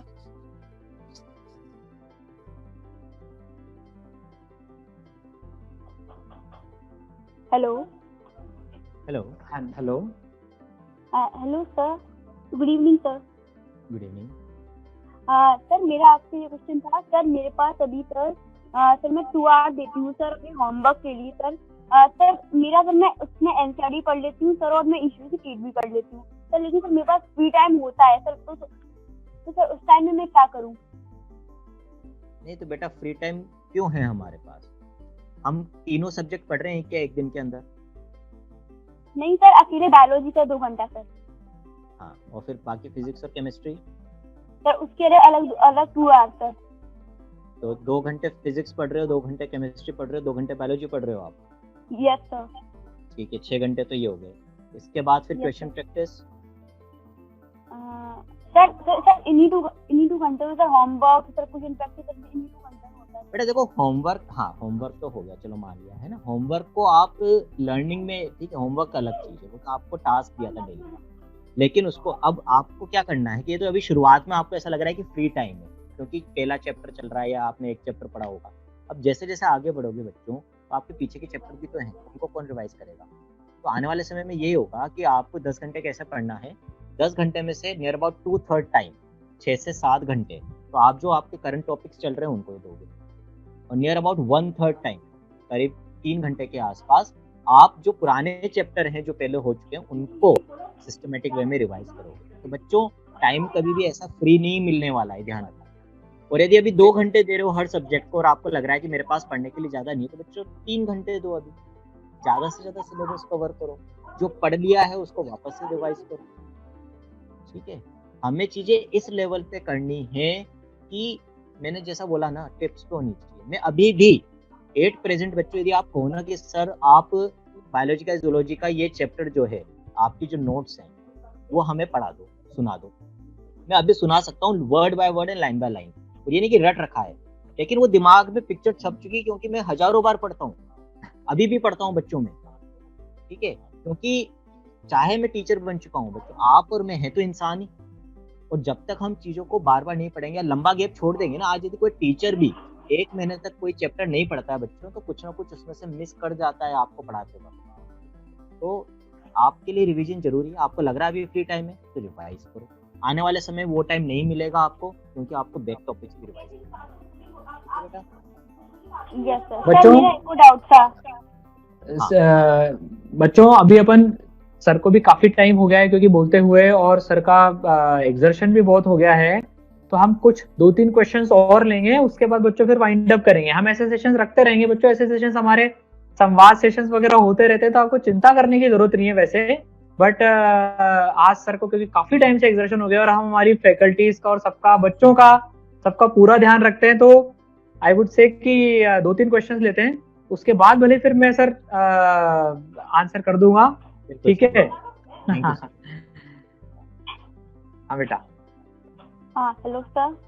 हाँ बेटा सिद्धू बोलो। हाँ सर सर नीट का एग्जाम कैसा होता है? हार्ड होता है, मीडियम होता है सर? जेई से कैसा होता है सर? बेटा बेटा, जेई मैं इसका आंसर करता हूँ सर। इफ यू आप थोड़ा सा ब्रेक ले लीजिए सर, हाँ सर बिल्कुल। है ना सर? बिल्कुल। बेटा सिद्धि, इसमें क्या होता है, देखो नीट का एग्जाम में आप स्कोरिंग देखो, अभी जैसे सर ने बोला 600 प्लस हमको चाहिए 700 में से, तो जेई के कंपैरिजन में नीट का लेवल बेटा आसान होता है। जेई एडवांस की मैं आपको बात बताऊं तो उसमें तो अगर आपके 30% मार्क्स आ जाते हैं, जैसे अगर 700 में से अगर आपके 220-30 आ गए तो आप IITian बन जाते हो। लेकिन डॉक्टर बनने के लिए आपको 600 प्लस मार्क्स चाहिए, तो इसलिए किस लिए आता है, क्योंकि नीट का पेपर बेटा रिलेटिवली इजी आता है, उसमें ज्यादा नंबर ऑफ क्वेश्चंस आपको सॉल्व करने होते हैं। जैसे फिजिक्स में 1 घंटे में आप 45 क्वेश्चन सॉल्व करते हो, जेई मेन में 1 घंटे में आप 25 क्वेश्चन सॉल्व करते हो। लेकिन नीट भी फिजिक्स जो है थोड़ा घुमा के पूछती है, तो कंसेप्ट लेवल वहां भी जरूरी है, बट हाँ क्वेश्चंस का लेवल इजी होता है बेटा। Yes sir, thank you sir. ठीक है, हाँ बच्चों। Good evening sir. Good evening Simran. Sir bio के लेक्चर्स एसडी कार्ड में अवेलेबल नहीं है। बेटा वो हो जाएंगे, ग्रेजुअली उस पे काम चल रहा है, वो आपको मिल जाएंगे बेटा, है ना? Okay sir. हाँ बेटा। नहीं, आज मैं बात की थी ना टेक्निकल सपोर्ट जो है, तो उसमें उन्होंने कहा कि इसका वीडियोस ऑनलाइन नहीं अवेलेबल है। नहीं बेटा, तो अभी वो क्या है, offline कोविड की सिचुएशन चल रही है, अभी राजस्थान में भी लॉकडाउन लग रहा है, आधी टीम अभी बीमार चल रही है, तो सिचुएशन थोड़ी सी टफ है ना, इसलिए हम ग्रेजुअली पूरी कोशिश कर रहे हैं आपको as early as possible SD card में बायो के वीडियो लेक्चर्स अवेलेबल करा दें। But in the mean time आप ऑनलाइन लेक्चर से पढ़ना तो चालू रखो, है ना बेटा? Okay sir. हाँ बेटा।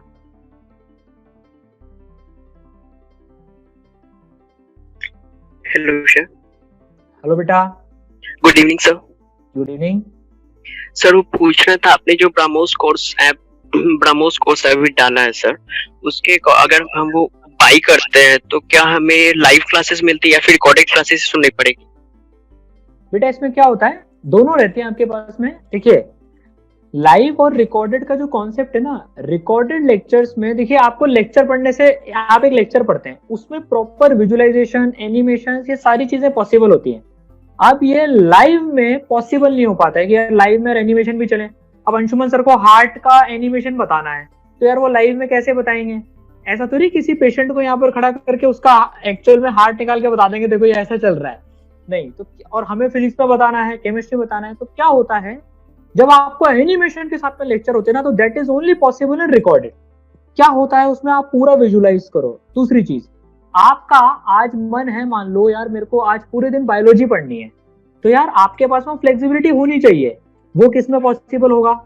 रिकॉर्डेड में होगा। तो हमारे को जब दो ऑप्शन थे ना कि यार हम लाइव रखें कि रिकॉर्डेड, ज्यादा फायदा मिला, जो ज्यादा एनालिसिस करके हमको फायदा मिला वो रिकॉर्डेड में मिला। अब देखो आपकी जो डाउट क्लासेस और वो होती है ना बेटा, वो सारी हम लाइव कराते हैं, और वो भी आप जो सा टॉपिक पढ़ रहे हो आप उसका क्वेश्चन अपने टीचर से पूछ सकते हो। तो we keep main lectures as recorded, और जो live doubt solving, mentorship session, ये सारे अपने लाइव होते हैं बेटा, ठीक है ना? जिससे आपके पास में क्या फ्लेक्सिबिलिटी रहे। आप मान लीजिए 10 दिन बीमार पड़ गए, खुदा ना खास्ता ऐसा हो, या शादी में चले गए, कोई काम आ गया, एग्जाम आ गया। अब लाइव का नुकसान क्या होता है, जो आपके 10 दिन के जो लेक्चर थे वो तो मिस हो गए, अब वो तो आप पढ़ नहीं पाओगे, कैसे पढ़ोगे आप, क्योंकि आपने तो टाइम छोड़ दिया। लेकिन रिकॉर्डेड का फायदा ये है, आप अब 10 दिन के बाद 11वें दिन भी आओगे ना, छुट्टी बनाकर या जो भी आपका टाइम मिस हो गया एग्जाम देकर, अब आप अपने पेस से पढ़ सकते हो। तो that is the reason we chose recorded lectures over live lectures, ठीक है ना? क्योंकि यार उसमें क्वालिटी लाइव में आ नहीं पाती है, पे पढ़ाओ उसमें जो क्वालिटी है लाइव में वो डिलीवर नहीं हो पाती, इसलिए हमने बेटा रिकॉर्डेड लेक्चर्स रखे हैं अपने। सर एक और थी, जैसे कि सर आपने जो लेक्चर्स डाले हैं उनमें से कुछ लेक्चर्स और एनसीईआरटी टॉपिक से अलग, जैसे mole concept sir first chapter में, बट आपने जो लेक्चर डाले उसमें 2 या 3 लेक्चर के बाद है सर। हाँ बेटा, उसका कारण क्या है, देखो एनसीईआरटी एक सीक्वेंस फॉलो करती है ना?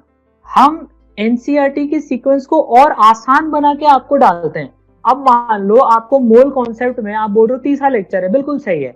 अगर मोल कॉन्सेप्ट में आपको एटॉमिक स्ट्रक्चर की जरूरत पड़ गई तो फिर आपको एटॉमिक स्ट्रक्चर पहले से पढ़ा हुआ होना चाहिए, नहीं होना चाहिए बताओ? Yes sir. तो फिर वो आप कैसे पढ़ोगे? एनसीईआरटी तो बोल देगा कि बेटा this concept you will learn in later chapters, और लेटर चैप्टर में जाएंगे तो वो बोलेगा this concept you have already learn in previous chapter.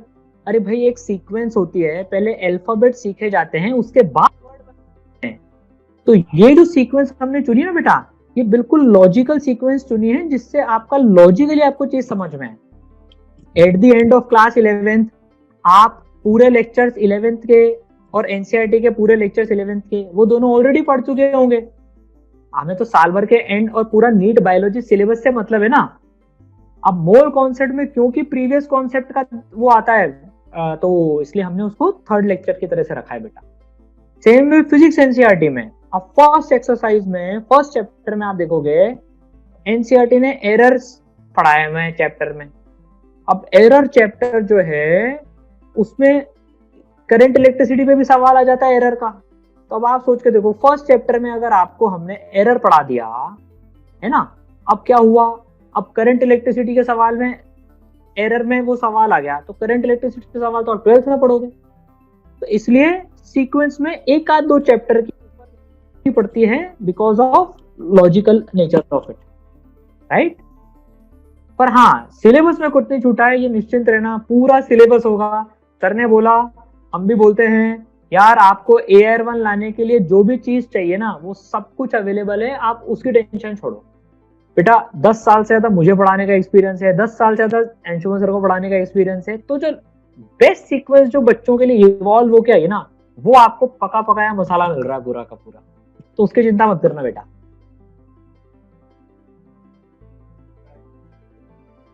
ठीक है। सर तो ब्रह्मोस ऐप लेने से बस हमें मेंटरशिप मिलेंगे और फिर लाइव डाउट सेशन सब मिलेंगे सर? सारे लेक्चर्स मिलेंगे, सारे स्टडी मटेरियल मिलेगा, डाउट सॉल्विंग मिलेगी, मेंटरशिप मिलेंगे और सारे टेस्ट मिलेंगे बेटा।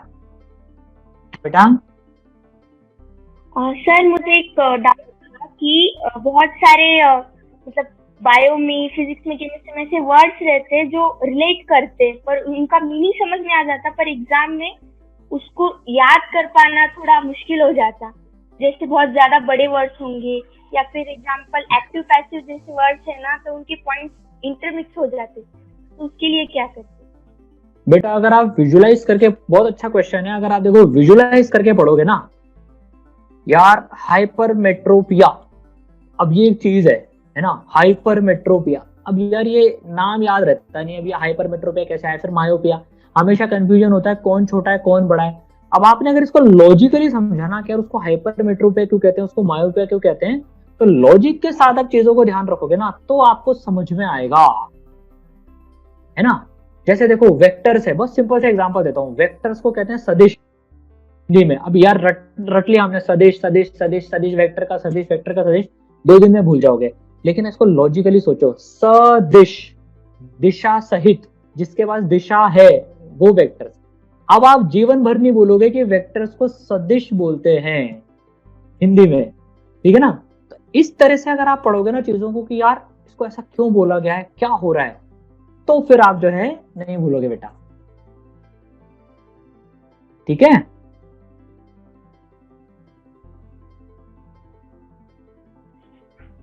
Yes sir. और सर मुझे ये एक डाउट था कि टाइम कौन सा अच्छा होता है, मतलब अभी सुबह ऑनलाइन क्लासेस चलते हैं स्कूल के और फिर ज्यादातर टाइम नहीं मिल पाता है, फिर हमारी एक्टिविटीज में टाइम चला जाता है, फिर टेक्स्ट बुक मतलब पढ़ने के लिए टाइम कौन सा ठीक रहेगा? बेटा कौन सा भी टाइम आप चुरा सको ना, देखो डे टाइम, देखो ये डिपेंड करता है पर्सन टू पर्सन। आप अगर दिन में पढ़ने वाले सुबह ज्यादा अच्छी पढ़ाई होती है तो आप सुबह पढ़ो, आपकी रात को ज्यादा अच्छी पढ़ाई होती है तो आप रात को पढ़ो। बस इंपॉर्टेंट क्या है, एक रूटीन अपना बना के रखो। देखो यहाँ पर फिर रिकॉर्डेड लेक्चर्स काम आते हैं ज्यादा। अब कोई बच्चे की यार लेट नाइट ज्यादा अच्छी पढ़ाई होती है तो यार वो तब करे, जिसकी अर्ली मॉर्निंग होती है वो तब करे, ठीक है ना। तो इसलिए, लेकिन एक चीज का ध्यान रखना, ऐसा मत करना एक दिन सुबह पढ़ा फिर एक दिन रात को पढ़ा, एक दिन सुबह पढ़ा एक दिन रात को पढ़ा, उसमें सारा फिर मामला खराब हो जाएगा। तो डिपेंड करता है आपकी सुटेबिलिटी कब है बेटा।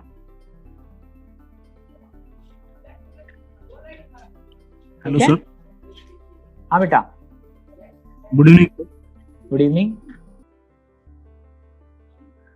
सर मेरा ये डाउट था कि अभी हम जो पढ़ते हैं और तो ये बैकलॉग बढ़ जाता है सर। आज कभी कभी मन करता है कि सर आज पढ़ने में मन ले रख लाया, फिर कुछ प्रॉब्लम आ जाती है तो बैकलॉग बहुत बढ़ जाता है कि आज पढ़ूंगा कल पढ़ूंगा, तो इसे कैसे कंप्लीट करें? बेटा इसके ऊपर एक डेडिकेटेड सेशन है ना, अपन एक बाद में रखेंगे, बैकलॉग कैसे क्लियर करें, बहुत बड़ा टॉपिक है। और इसके ऊपर हमने ना जो इस तरह की मेंटरशिप होती है ना, उसमें एक डेडिकेटेड वीडियो भी बना रखा है बेटा, है ना। तो यार ये तूने मतलब इतना खूंखार और बड़ा टॉपिक खोल दिया अभी कि ये अभी नहीं कवर करेंगे अपन इसको, ठीक है ना। ओके सर, हाँ बेटा, थैंक यू सर। हाँ बेटा।